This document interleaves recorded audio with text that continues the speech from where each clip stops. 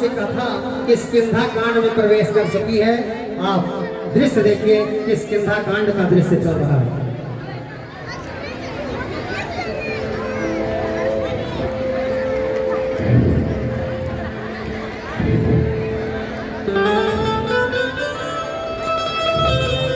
महाराज सुग्रीव की जय हो।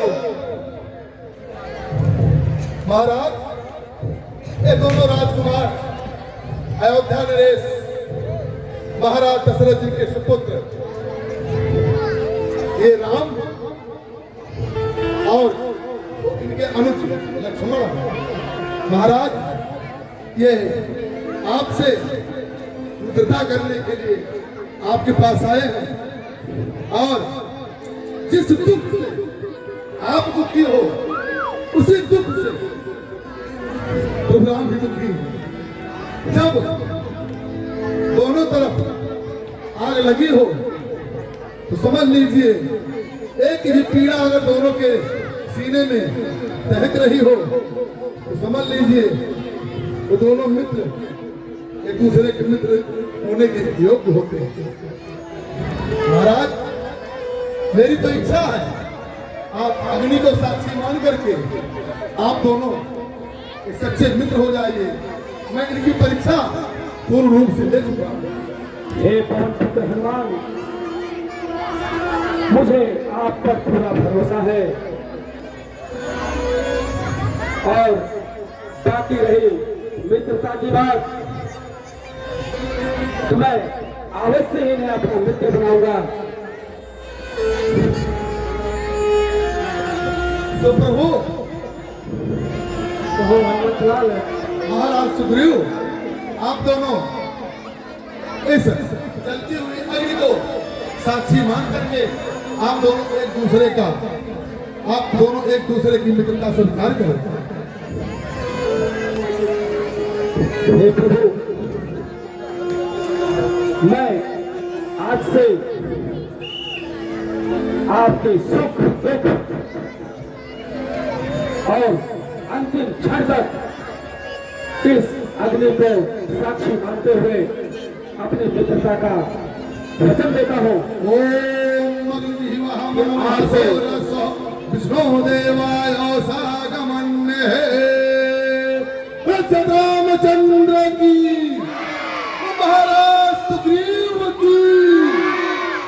मित्र, मैं अग्नि को साक्षी मानकर आपको ये वचन देता हूँ कि आज से आपका समस्त दुख हमारा और आपका समस्त सुख दुख जो है आपस में मिलकर बांट लेंगे और सदैव मित्र के साथ दुख में भी अब खड़े हैं और सुख में भी खड़े हैं।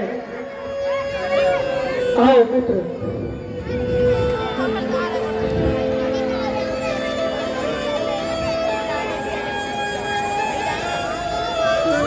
हे प्रभु, आइए आप आसन ग्रहण कीजिए। आइए प्रभु, आपको मेरा किस प्रयोजन से आना हुआ? आप भी आसन ग्रहण करो।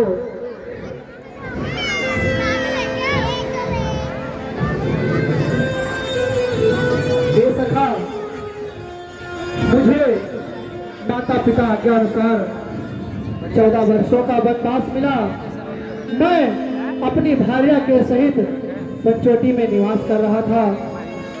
उसी दुष्ट निश्चर ने हमारी बैरही का हरण कर लिया और उन्हीं की खोज में मैं आपके पास तक आ पहुंचा हूं मित्र। यही हमारे दुख का कारण है। प्रभु, कुछ समय पहले हमारे सैनिक पहरा दे रहे थे तो आकाश मार्ग से एक अबला स्त्री को कोई हरण कर ले जा रहा था और उस अबला स्त्री ने अपने कुछ आभूषण उस जंगल में फेंक दिया था, जिसे मेरे सैनिक मुझे लाकर दिए हैं और मैं उस आभूषण को अभी तक संभाल कर रखा हूँ। प्रभु, आप उस आभूषण को देखकर पहचान कर ले, कहीं वह जानकी ही तो नहीं है। अवश्य आप उस आभूषण को मंगाइए मित्र। हे पवन पुत्र हनुमान, हाँ महाराज, आप उस आभूषण को प्रभु श्री राम के समक्ष ले आए। अवश्य प्रभु, मैं उसे संभाल कर रखा हूँ।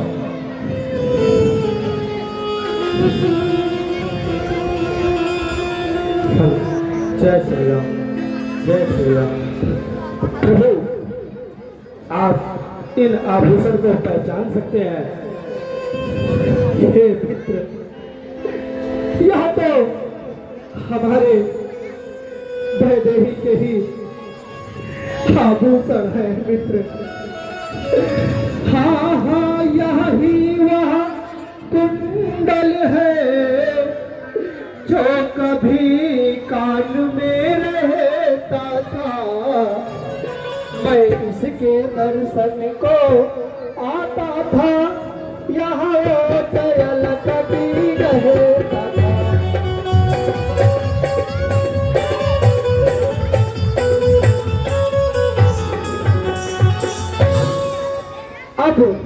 अब यह कुंडल भी आया है बिरही के हाथों में।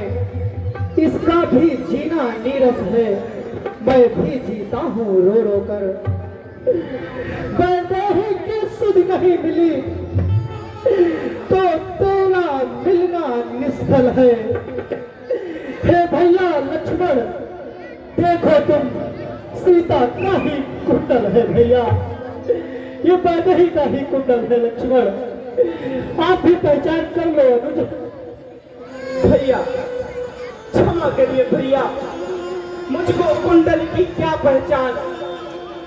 भैया मैंने तो चरण निहारे हैं, देखे माता के कान नहीं। मैं तो बिछुओं का सेवक हूँ, कुंडल की कुछ पहचान नहीं। परनाथ सगुनिया अच्छा है, फटते हैं तीर कमानों में। जल्द ही वह दिन आएगा, कुंडल होगा उन कानों में। कुंडल वाली वैदेही का इस फाट हरण करने वाले, अब सावधान होकर रहना, आते हैं रण करने वाले। सतवंती सीता किया है, नाचेगी तेरे प्राणों पर। दक्षिण दिश को जाने वाले, अब दक्षिण जाना प्राणों पर। और लक्ष्मण, जल्दी ही वो दिन आएगा भैया कि यह कुंडल वैदेही के कानों में होगा। आओ अनुज, हमें भी उस क्षण की प्रतीक्षा है। महाराज सुग्रीव, यदि आपका आदेश हो तो प्रभु राम व अनुज लक्ष्मण को सैर करा दिया जाए। इनका कुछ मन बहल जाएगा, नहीं तो पत्नी के वियोग में दुखी रहेंगे।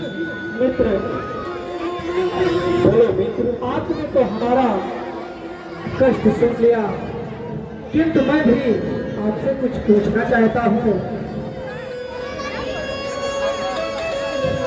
हे प्रभु श्री राम, हे मित्र, जब से मैं ऋष से मुख आया, तुमको उदास ही पाता हूँ। चिंता में डूबा देख तुम्हें मैं भी चिंतित हो जाता हूँ।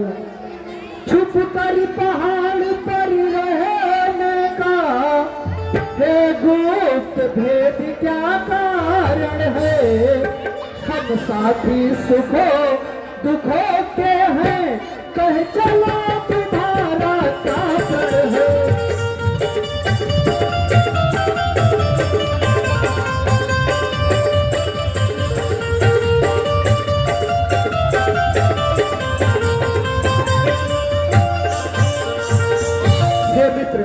आप इस तरह से पहाड़ पर छिपकर क्यों रहते हो और आपका मुखमंडल हमेशा मलिन हुआ रहता है, इसका क्या कारण है मित्र? प्रभु, मेरा बड़ा भाई बाली एक बार दानव मायावी से युद्ध करने के लिए गुफा में घुस गया और काफी समय बीत जाने के बाद उसमें से सफेद रक्त की धारा निकली।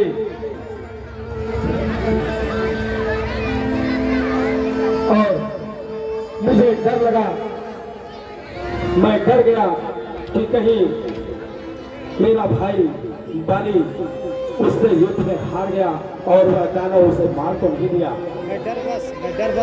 और मैं डर बस उस गुफा के मुख को एक बहुत बड़ी शिला से बंद कर दिया। तत्पश्चात क्या हुआ मित्र? फिर वापस मैं किष्किंधा आ गया और मंत्रियों की सलाह से मुझे वहां का राजा बना दिया गया। मैं राज का इच्छुक नहीं था प्रभु, मैं तो चाहता था कि अंगद वहां का राजा बने, परंतु मंत्रियों की मंत्रगणना के अनुसार उन लोगों ने मुझे वहां का राजा बना दिया। और एक दिन बाली अचानक महल में आ पहुंचा और उसने मुझे जब सिंहासन पर विराजमान होते देखा, वह क्रोध से मुझ पर आग का बबूला हो गया प्रभु, और उसने मुझे बहुत मारा और मुझे अपने राज्य से निकाल दिया। और मेरी पत्नी रोमा को भी मुझसे उसने छीन लिया प्रभु।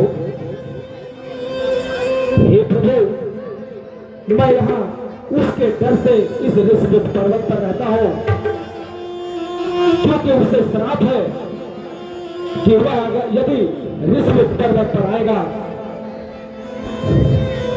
तो वो जलकर भस्म हो जाएगा।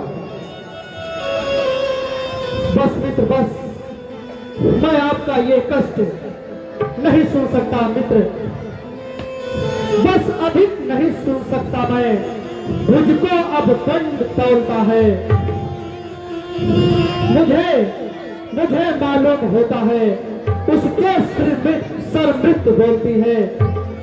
हे सखा, पी चुके बहुत साल तो अपना, अब उनका रक्त बहाएंगे।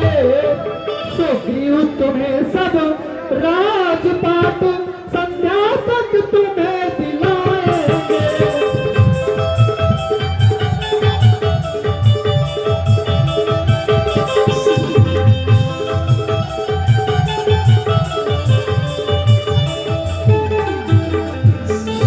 हे मित्र, ये आपका मित्र आपको वचन देता है कि आपको आपका राजपाट संध्या होने से पूर्व आपको दिला देगा मित्र।